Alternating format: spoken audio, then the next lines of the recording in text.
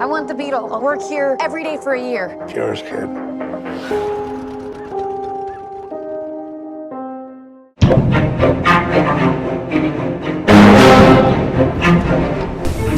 Bumblebees have a dark side.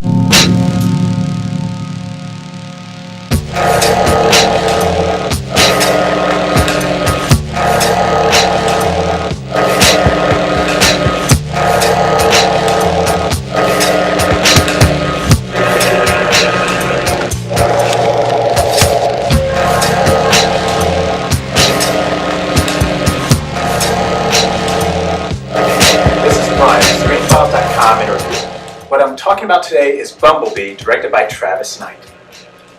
As far as Transformers movies go, this is probably the best one yet. And this is coming from a person who cannot stand Transformers movies, by the way.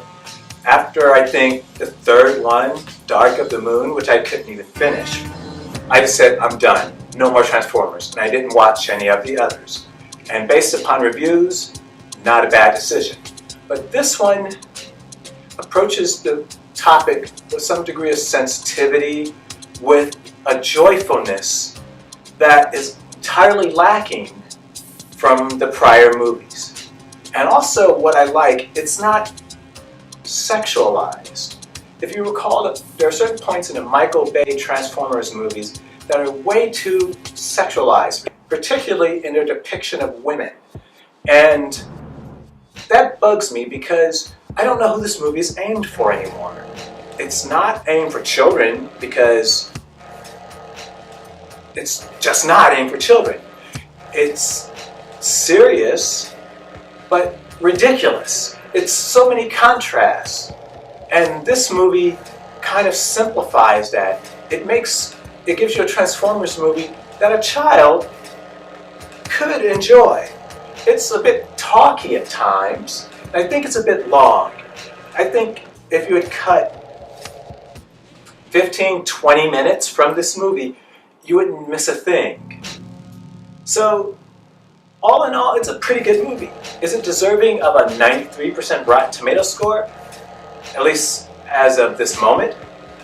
Probably not. It's not that good. As I said, it's overlong, and there's a plot thread introduced at the beginning of the movie that would pay off at the end of the movie, but you're not given any reason why it is happening. What that plot thread is, I'm not going to tell you, but once you see the movie, I think it's fairly obvious. It's an easy problem to remedy. In fact, off the top of my head, I could fix that problem pretty quickly, but without there being a means to establish what I would like to call the issue, the payoff at the end is diminished because it doesn't make any sense. That's a minor, well, it's not a minor quibble, frankly. And if the movie had sewn up this particular plot thread, it would have been a much better film. But it's still an enjoyable movie. It's a fun movie. It doesn't take itself too seriously. The action is not so confusing that you have no idea what's happening, which was also something that happened with the Michael Bay Transformer movies quite often, in my opinion. So, it's fun, and it's worth seeing. Though, I think it's worth mentioning that the two Decepticons in the movie, there's a funny joke revolving around John Cena's character and that name. Won't give it away, but it's pretty neat. They're voiced by Angela Bassett and Justin Theroux. Angela Bassett was fine. Justin Theroux, and he's a good actor, by the way, but what was required of him didn't necessarily warrant him.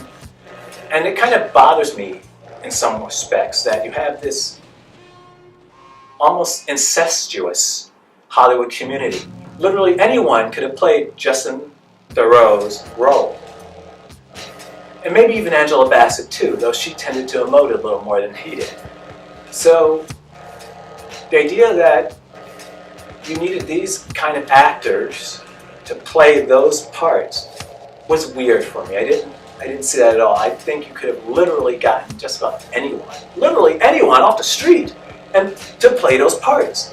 because as far as I can tell, it wasn't motion capture, so you're just talking voice acting. What I saw on the screen I didn't think of as terribly demanding, so it could have been anybody. Speaking of acting, Bumblebee, really good. The character, I mean, he was very vulnerable through his eyes and his body motion. I wonder if he's motion capture or not, because I'm not sure without a human actually doing that acting that they could have captured such sensitivity in his eyes and the way his body moved. But it's an important point, and I think it contributes significantly to the movie being as enjoyable as it is. But I need to look into that. I'm pretty sure Bumblebee was motion captured, but I don't know that for a fact. It's an enjoyable movie, it's fun, it's not worth a 93 on Rotten Tomatoes, but it's the best Transformers movie you're likely to see. The movie pays a huge debt to Steven Spielberg, who's also the executive producer of the Transformers movies as well as this one. I think there's a scene, in fact, where they enter a character's room and he has a poster of Raiders of the Lost Ark and maybe even Close Encounters of the Third Kind. Nice little callback. And the movie does feel like a Steven Spielberg movie. In terms of its tone, in terms of its friendliness, so that really works. All in all, Bumblebee is a pretty good movie. If you haven't seen it or you on the fence about it because you've been hurt by Transformers movies in the past, and haven't we all, you're going to like Bumblebee. It's a good time. It's enjoyable. A little overlong, but on the whole, it's good. This is Brian with ScreenFiles.com and Review.